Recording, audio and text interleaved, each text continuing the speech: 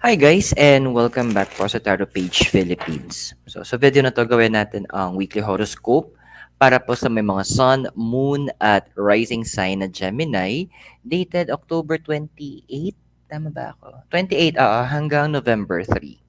So kung bago kayo sa channel, please click the subscribe button, bell notification and palike na rin po ng ating video. Kung hindi niyo po alam kung ano po yung sun, moon, at rising sign niyo po, sa dulo po ng video natin, meron tayong link para dito. And sa dulo po ng video natin, meron din po, kung gusto niyo pong mas malalim pa yung readings na gagawin, meron na po tayo ngayong extended readings kung saan medyo predictive na yung mga readings at talagang hihimayin pa natin yung mga naunang readings para yung mga may mga gray area mas malalo nating mabigyan ng enlightenment. You just need to click the join button sa baba to access all the members only extended readings po na video. So, tandaan natin yung readings are for guidance purposes. Use your free will wisely. Private readings and spellworks, you can message me po sa aking personal account in Facebook. Link is in the description below. And you can support our channel by using the thanks button and also donations via GCash and Maya, numbers na bottom of your screen. Gemini, kamusta ka ba? Ano ba ang eksena sa'yo? Tingnan natin. So, perfect. So, we have here the Fool, tsaka Serendipity. So, si the Fool kasi, ang gamit natin ngayon si Rider. Nag-change tayo ng cards for the meantime. So, the Fool kasi, siya yung pinakauna sa Major Arcana. Kumbaga, pwede natin itong tignan na parang bagong panganak na baby. Kung saan, lahat ng possibilities is available. Lahat ng pwedeng maging ganap niya is pwedeng-pwede. 'Di ba pag may mga 'di ba mga magulang o yung family kapag may bagong panganak na baby, andoon na nagtatalo-talo sila kung ano yung, "Ay paglaki niya dapat maging katulad ko siya, teacher." Ganun. Hindi, siya yung magiging unang doktor sa pamilya. May mga ganong eksena. The reason behind it is because andoon na ang daming raw potentials. So, alam mo yung kung para ka nakakita ng isang papel, ta's binigyan ka ng ano, ng pen ng pen or ng pencil, so you can draw anything you want. Literal blank canvas 'to. And this is where you are right now. Hindi ka nawawala, Gemini. Hindi ka din lutang. So, sabi nga nung card nung Serendipity, sabi nga is, you are at the right place at the right time for the right moment. Nasa tamang lugar ka ngayon. Yung nararamdaman parang may mga bagay na parang nawawalan na ng saysay sa paligid mo, that is completely normal. Kasi may transformation na nangyayari eh. Deep inside, changes all the one of the best change na pwedeng mangyari is always starting sa loob natin. And this time, the universe is redirecting na. So, yung mga diyaan na parang hindi nyo alam kung ano yung target nyo sa life or what do you need in life or saan yung mga tanong nyo na para kayong dito ba o dito ba? Dito ba o dito ba? Ang dapat kong kalagyan. Parang ganun yung team song ng iba eh. Wait mo lang. Just like the Fool na very positive siya, yung Fool na andoon na light travel siya, at andoon na with the dog, symbolizing that animal instinct, yung side natin. Pakiramdaman mo kasi, masyado mo nilulod yung sarili mo sa mga gawain mo sa paligid eh. Yes, responsibilities yun na kailangan nating bigyang pansin, pero andoon din na gustong ipahatid sa'yo ng universe na there is something that you need to do and this is a brand new beginning. Kumbaga, may mga endings kang gagawin eh. Magsasara tayo, kumbaga Gemini, magsasara ka ng mga ng chapter mo sa life. And sa pagsasara ng chapter na to, you will notice na may mga talagang iiwanan ka. And a lot of you, ito na yung great reset na hinahantay nyo. Ito na yon. Hindi ka hindi ka lutang, yun lang yun talaga. Hindi yun nga sabihin ko sa'yo, kasi baka mamaya bakit parang at loss ka, no, no, no, hindi ka at loss, nasa tamang lugar ka lang. Andiyan na kasi na kumbaga sa biyahe, tayo, connecting flight na tayo sa eroplano mo, and this is your connecting flight in your life. Pero ano ba yung pumipigil kasi sa'yo? What's crossing you? Judgment tsaka truth be told.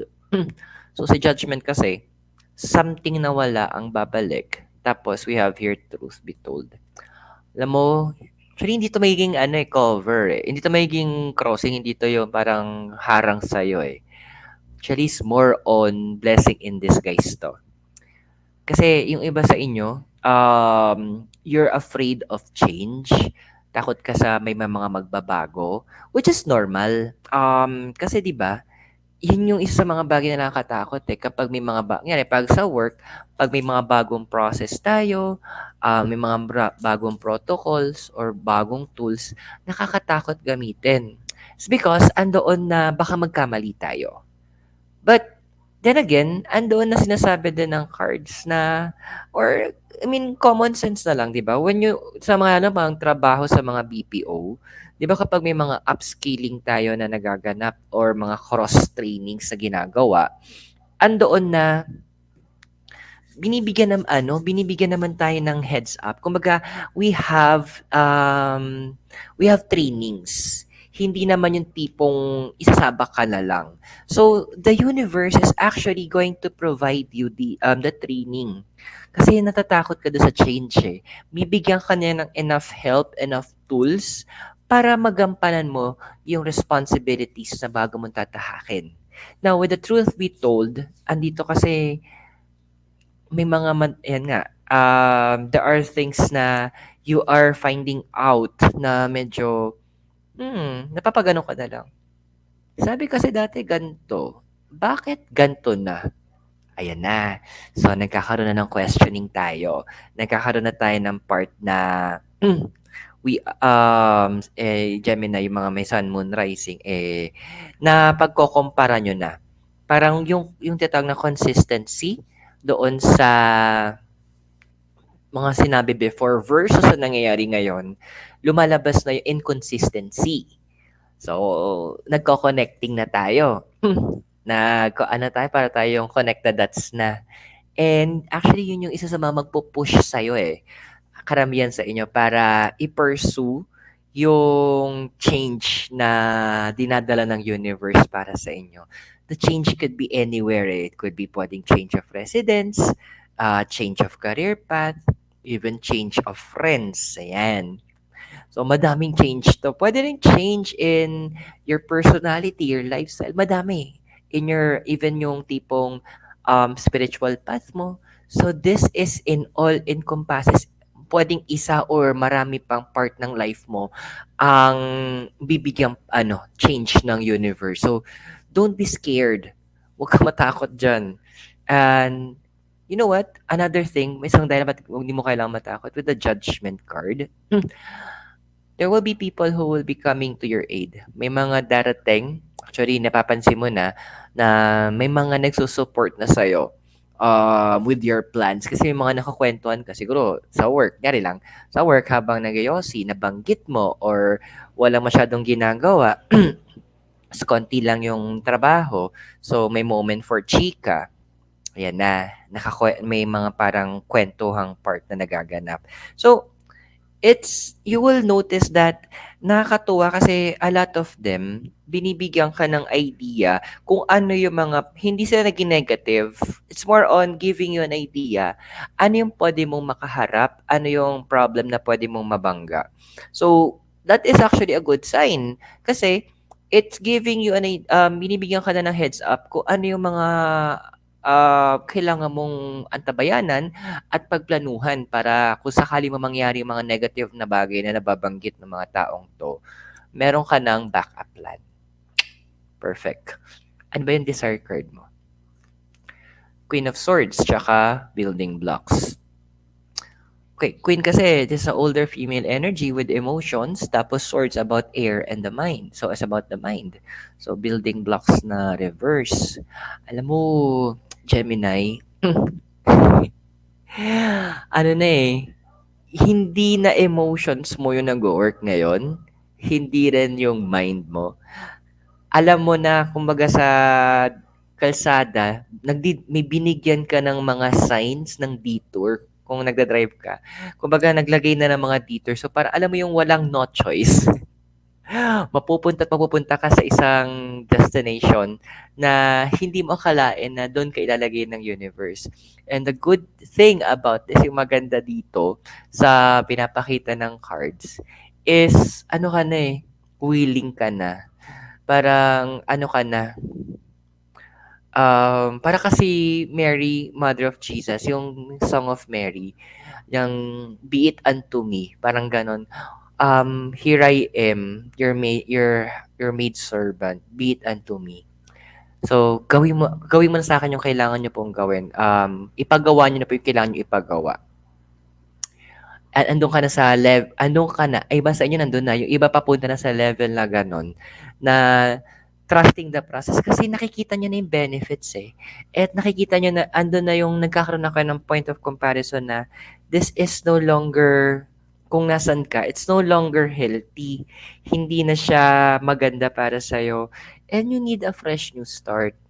So, kumbaga, this is a moment na talaga. Siguro masasabi natin parang this is it. This is really is it. Na magkakaroon ka ng panibagong landas na tatahakin na. And apart, yes, may takot kasi normal siya. Pero may part mo din na very excited doon sa changes that you are about to face. Kasi isipin mo, blank canvas. Blanco. Ikaw magde-design.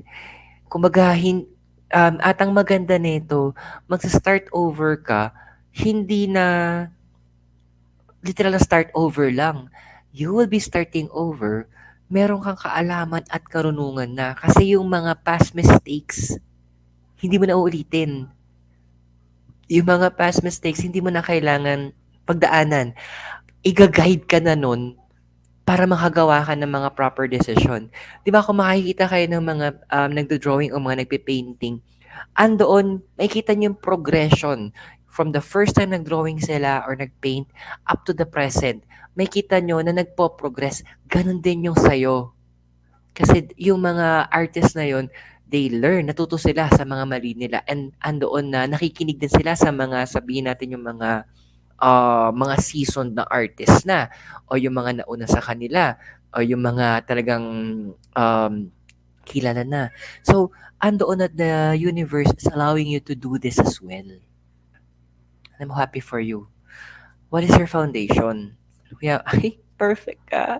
Alam mo, ang ganda ng reading mo. Very connecting. Very demure. We have here is a card of death and not for you.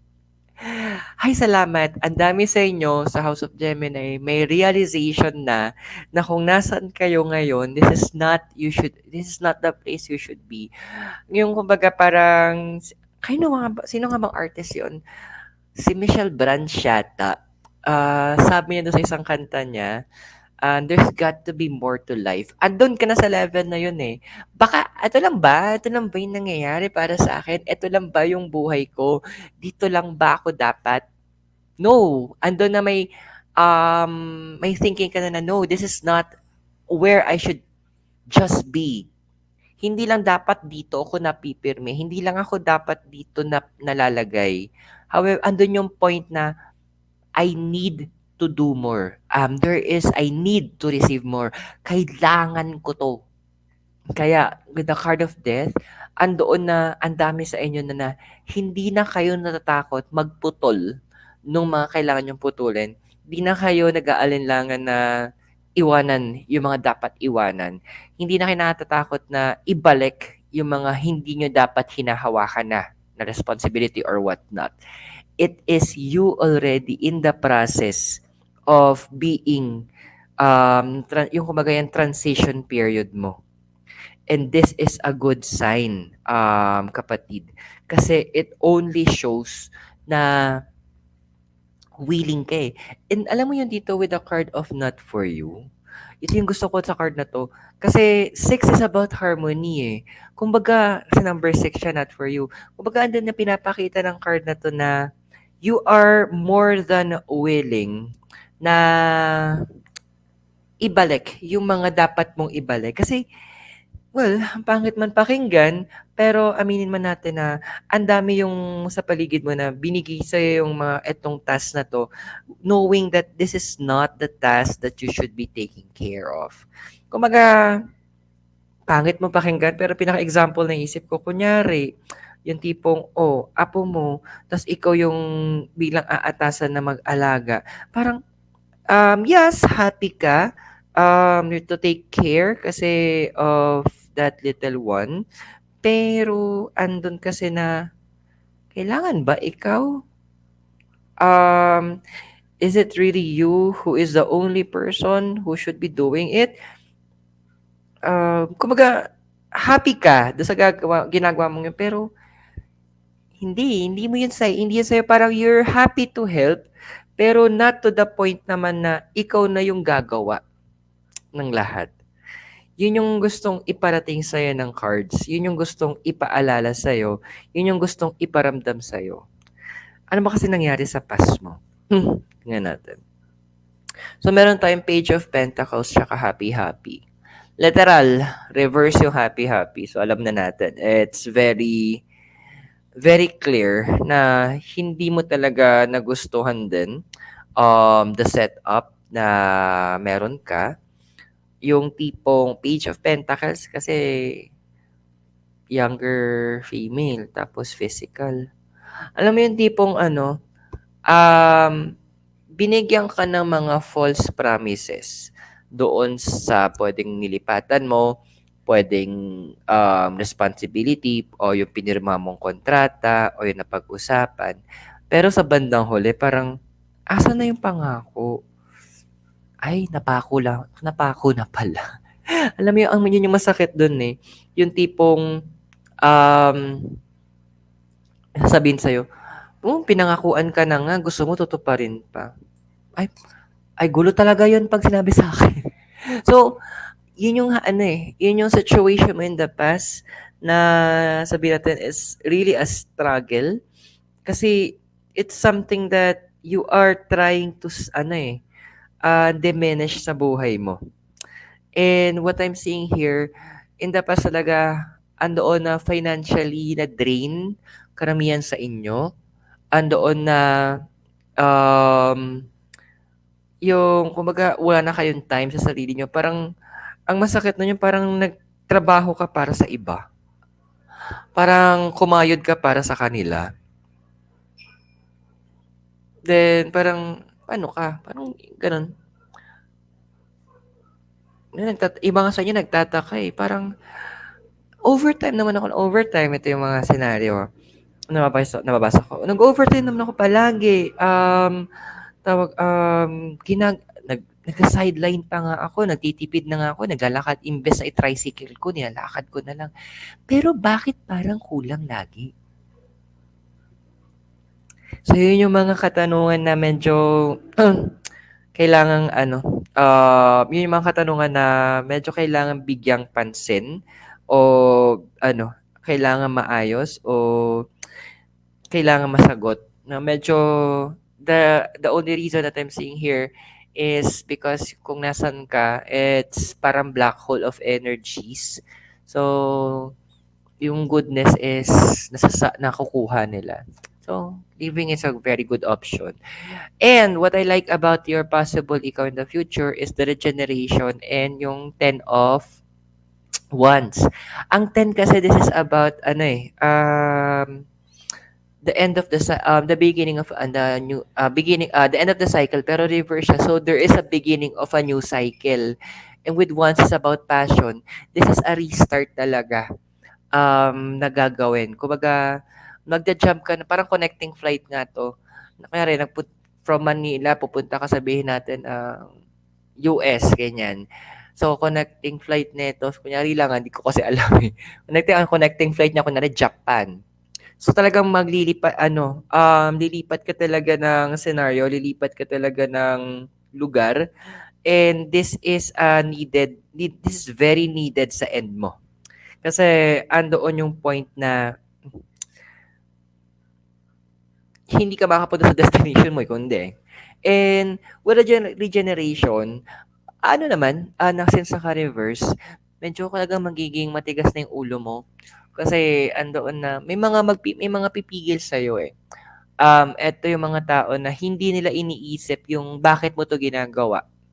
Ang concern kasi nila, pag ginawa mo to, is andoon na, paano sila? Paano ka, 'di ba? Paano pag sinun pa yun yung gusto nilang pahiwatig, paano ko? 'Di ba puwedeng tanungin mo din siya, "Eh, papaano naman ako?" Para ibalik lang natin. So, andun na talagang ang dami sa inyong decided na talaga. And just stay put do sa path na dinadaanan mo ngayon. Kasi the universe is really opening a door para sa'yo dito. Check natin yung physical and emotional environment mo, hopes and fears. Um, future tsaka yung message ng mga deities. Ngayon kung nagra-resonate yung reading sa'yo, meron po tayong extended readings kung saan mas malalim na po yung babasahin natin about kumbaga i-map out na natin yung try natin i-map out yung future mo. Kung para mapanood po yun, you just need to click the join button para magkaroon po kayo ng access dito. So let's continue. So yung join button nasa baba siya. Let's continue Gemini. So tingnan natin. Our physical environment is the Emperor, kulit lang, tsaka go the distance. So, sa Emperor kasi, about leadership to eh. Kumbaga, it's about decision making. Tapos, connected din siya kay Aries. So, Aries is about the house of personality. Sa astrology siya. So, tas go the distance. And so, for the meantime hindi, kumbaga naghihintay ka lang ng timing para magawa mo yung decision mo or maisakatuparan mo yung pag-alis mo talaga. Para, kumbaga, just like, I think, yung previous reading natin, parang sa chess, na nagpaplano ka kung ano yung next move at fino-foresee mo kung ano yung mga next move nung kalaban mo. Ganon din yung ginagawa mo. You are in the process of making sure na pulido yung mga mangyayari. Now, with the card of the Emperor, talagang magkakaroon ka ng mga sharp, the universe will give you the authority para magkaroon ka ng mga sharp decisions.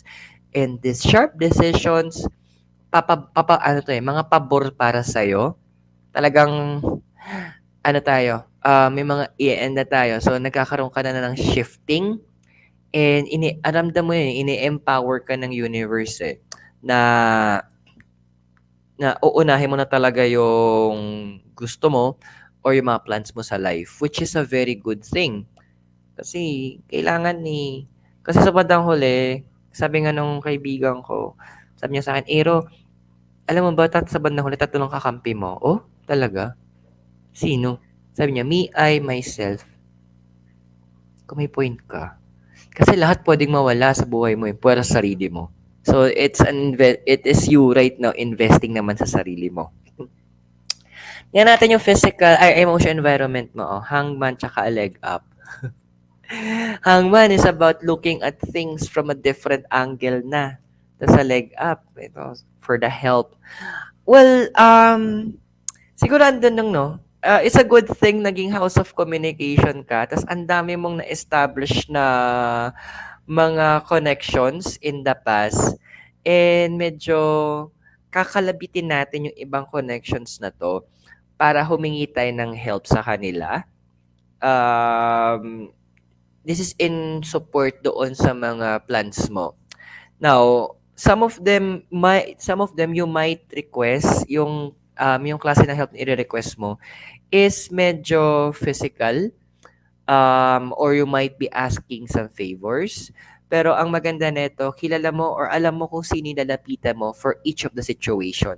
Hindi mo kasi i-compress na sa isang tao lang hihingi ka ng tulong. Kumbaga, andoon na, kunyari sabihin natin kailangan na masakit yung ngipin. So, of course, dentista.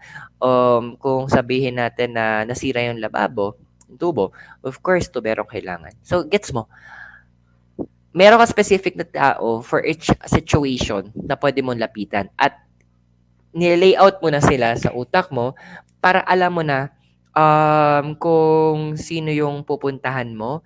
At andun as early as now actually, try to reestablish yung connection mo sa kanila. Kasi medyo, yung iba sa kanila, sabihin na lang natin nanahimik ng very light. So, maganda rin na magkaroon ka ng foundation. Kasi parang hindi na nabibigla naman yung, kasi 'di ba yung iba naranasan mo naman yung kakamustahin ka. Tapos yung pala pagkakamusta, konting chika ng very light, konti lang, parang ilang liners lang sabay bilang utang, hingi favor. So, para hindi tayo mapunta sa category na yon, ayan. So, medyo let's be as early as now, let's start investing in building another connection with these people. Tingnan natin yung ano mo, hopes and fears. So, page of wands and deep knowing. So, this is a younger female energy and this is a passion and deep knowing. Alam mo yung nakakatawa, no? You're hoping that you will learn something new. And you will. Kumaga, ano to yung may term doon, yung orgasm of the mind, kung tama ako, na kung saan nasa-stimulate yung utak mo kasi may mga bago kang natututunan, may mga bago kang nakikita, may mga bago kang naririnig, kumbaga lahat bago. Parang alam mo yung feeling mo, yung parang kumain ka ng adobo for 1 week, tapos sabay bigla kang bigyan ng kaldereta. Parang ganun yung magiging feeling mo. Or spaghetti or chocolate cake. Sige, gutumin ko sarili ko. So, andun yung hope with these two cards na nagsasabi na, wait lang, Gemini, kasi it is your moment naman. Kumbaga, eto na yung bibigyan ka ng pagkakataon ng universe to, kumbaga yun yung hope mo na to understand new things in life. And with the page of wands, kumbaga namumuo na yun you're connecting yourself to that desire para sa bagong chapter na to. So, hindi ako magtataka na ang dami sa inyo ang excited na with this upcoming new things that will in your life. So, I'm happy. Masaya ako para sa totoo lang. Kasi break mo na to And kumbaga matagal mo nang hinihintay din. Matagal mo na ring pinapangarap. So, it's fitting naman na ibibigay na sa'yo to. Dahil ang sabi ng future mo, pak, ang perfect lang, what are the odds? We have your justice and co-create. Justice is about balance. Co-create is about, from the name, co-create. May kasama kang gagawa.